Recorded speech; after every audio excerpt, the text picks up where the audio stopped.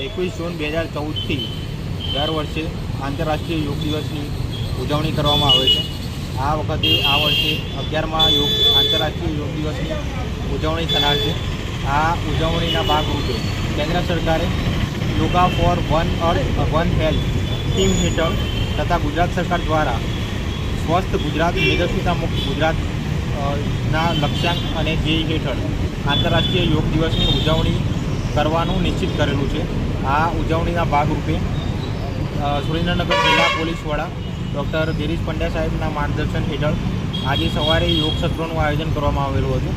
સુરેન્દ્રનગર જિલ્લાના 9 જેટલા વિસ્તારોમાં લગભગ 900 જેટલા અધિકારીશ્રીઓ અને કર્મચારીશ્રીઓએ આ યોગ સત્રમાં ભાગ લીધેલો હતો।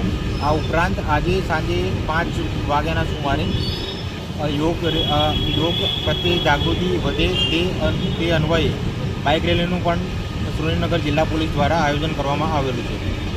આથી લોકોની સ્વાસ્થ્ય પ્રત્યે જાગૃતિ વધે તથા તણાવભરી જિંદગીમાં પણ પોતાના સ્વાસ્થ્ય પ્રત્યે શારીરિક અને માનસિક સ્વાસ્થ્ય પ્રત્યે પણ લોકો જાગૃત થાય તે આ રેલીનો અભિગમ છે। ઓકે।